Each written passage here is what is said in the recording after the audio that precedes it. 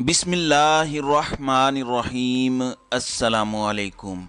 नाज़रीन कराम, नई वीडियो में आपको खुश आमदीद कहते हैं। मौजूदा हुक्मरानों की हालत ये है कि ये एक गलती करते हैं, फिर उस गलती को छुपाने के लिए मज़ीद गलतियां करते हैं, फिर उन गलतियों में कोई रब्त भी नहीं होता और यूं चोर की तरह पकड़े जाते हैं। आप अंदाज़ा करें कि रात को राना सनाउल्लाह ने एक हंगामी प्रेस कॉन्फ्रेंस की। उस प्रेस कॉन्फ्रेंस के बाद इतने सवालात हैं, इतनी चीज़ें हैं कि हुकूमत उसका जवाब नहीं दे पा रही।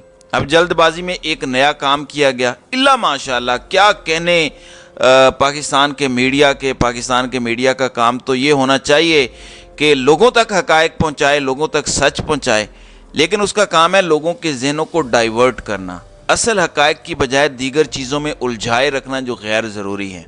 अब रात को एक वाक़या हुआ।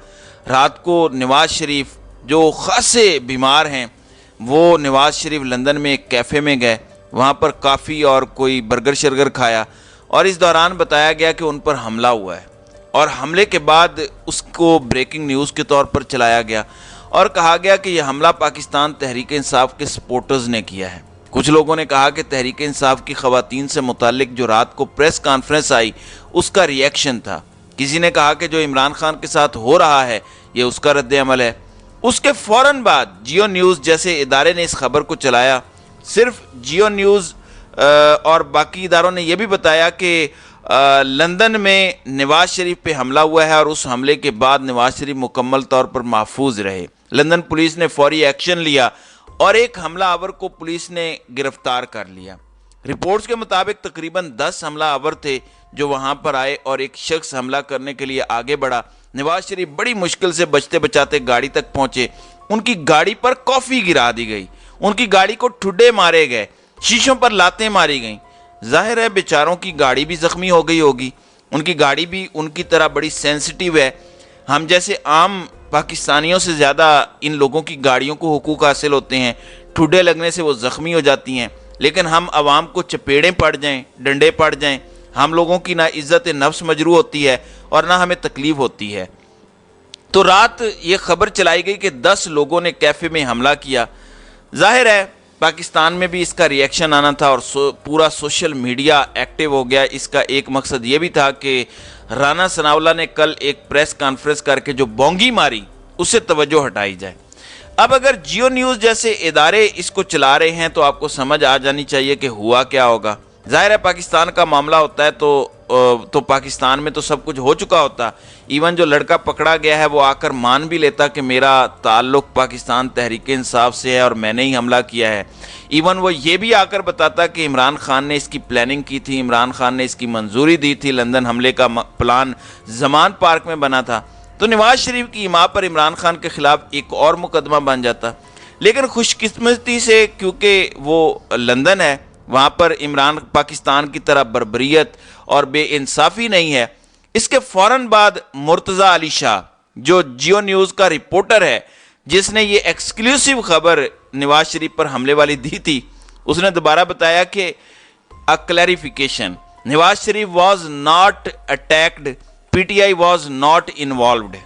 अब यही साहिब जिन्होंने थोड़ी देर पहले ये तमाशा लगाया, खुरम भट्ट ने भी इस पर ट्वीट्स किए। फिर कहा गया कि हुआ असल में ये है, बताना ये चाहते हैं कि नवाज शरीफ पर कोई हमला नहीं हुआ। उसके बाद यही बात जियो न्यूज़ ने अपने ऑफिशियल ट्विटर हैंडल से भी की कि लंदन में नवाज शरीफ पर हमला नहीं हुआ। हालांकि पहले इसी चैनल ने यह सब कुछ चलाया। हुआ यह है कि नवाज शरीफ वहाँ से गुजर रहे थे तो वहाँ पर कोई एहतजाज वगैरह हो रहा था। नवाज शरीफ एक स्टोर पर शॉपिंग के लिए गए हुए थे। इस दौरान क्लैश हुआ उन मुजाहिरीन और कुछ पुलिस वालों के दरमियान। तो उनमें से एक शख्स की कॉफ़ी नवाज शरीफ की इंतहाई कीमती गाड़ी पर गिर गई। इतनी सेंसिटिव और मासूम गाड़ी पर गर्म कॉफ़ी गिर गई। तो इसको देखकर पाकिस्तान के बिकाऊ मीडिया को ये लगा कि ये कॉफ़ी गाड़ी पर नहीं फेंकी गई बल्कि ये नवाज शरीफ पर हमला हो गया है। तो ये सारे का सारा झूठ चंद घंटों के अंदर बेनकाब हो गया। तो इस तरह से पाकिस्तान के लोगों के साथ जो है वो किया जाता है। वही जियो न्यूज़ इस स्टोरी को अब कवर करता नजर आया। तो आप अंदाज़ा लगा लें कि इस मुल्क में क्या कुछ होता है। अब आते हैं उस प्रेस कॉन्फ्रेंस पर जो इन्होंने कल रात की। अब रात को राना सनाउल्लाह ने प्रेस कॉन्फ्रेंस तो कर ली, اب لوگ پوچھ رہے ہیں کہ وہ گورنمنٹ جو شروع دن سے آڈیوز پر ہی چلتی آ رہی ہے، اس نے رات جو ہے وہ آڈیوز کے بغیر کیسے لوگوں کو یہ سب کچھ بتا دیا؟ پھر کوئی گرفتاری نہیں ہوئی تو اس کو کیسے سچ مان لیا جائے؟ تو اب اس سارے کے سارے منصوبے پر سوالات اٹھ رہے ہیں۔ اب ایسے میں عمران خان نے اس پورے معاملے پر مہر تصدیق ثبت کی ہے۔ عمران خان نے آج ایک ٹویٹ کیا اور کہا کہ if there were any doubts about women being mistreated in jail, this press conference from this certified criminal should remove all such doubts. He is so obviously trying to cover up the preempt the horror stories about to break in the media. Women have never been mistreated and harassed by the state as they have been by the fascist government when they were exercising their right to protect peacefully. یعنی عمران خان کے مطابق اگر پہلے کوئی شک بھی تھا کہ جیلوں میں خواتین کے ساتھ بدسلوکی کی جا رہی ہے تو رانا ثناءاللہ کی پریس کانفرنس کے بعد وہ بھی دور ہو گیا، اور عمران خان نے کہا کہ واضح طور پر ان خوفناک کہانیوں کو چھپانے کی کوشش کی جا رہی ہے جو میڈیا پر جلد منظر عام پر آنے والی ہیں۔ تو اس سے اندازہ ہوتا ہے کہ حکومت نے یہ ایک ایسی چیز کی ہے، رانا ثناءاللہ جو ہیں وہ پھنستے نظر آ رہے ہیں، یا آپ کو آڈیو سنانی پڑے گی، آپ کو بتانا پڑے گا کہ کہاں سے آپ نے وہ آڈیو سنی ہے، یا پھر آپ کو اس حوالے سے کچھ نہ کچھ اب کرنا پڑے گا، کیونکہ آپ کی پریس کانفرنس نے آپ کے جھوٹ کا پردہ چاک کر دیا ہے۔ دوسری جانب عمران خان عوام میں خطاب کے ذریعے بتا چکے ہیں کہ کھل جا سم سم والی کہانی چل رہی ہے، آپ نے بس ایک فکرہ بولنا ہے کہ میرا پاکستان تحریک انصاف سے کوئی تعلق نہیں ہے تو آپ کے سارے گناہ معاف ہو جائیں گے۔ اگر تو جرم ہے تو جرم کی سزا ملنی چاہیے، اگر جرم نہیں ہے تو پھر آپ کو ایسا کوئی کام نہیں کرنا چاہیے جس سے آپ کے مکروہ عزائم ظاہر ہوں۔ آپ اندازہ اس بات سے لگا لیجئے کہ ملک عبدالغفار ڈوگر ہیں جو وزیر اعظم کے معاون خصوصی ہیں، انہوں نے پولیس کو ایک چٹھی لکھی ہے اور بتایا ہے، انہوں نے اس چٹھی میں کچھ لوگوں کے نام لکھ کر یہ بتایا ہے کہ میں ان ناموں کی تصدیق کرتا ہوں کہ حامل ہذا پی ٹی آئی کو چھوڑ کر نون لیگ میں شامل ہو گئے ہیں، لہٰذا مہربانی فرما کر ان کو گرفتار نہ کیا جائے۔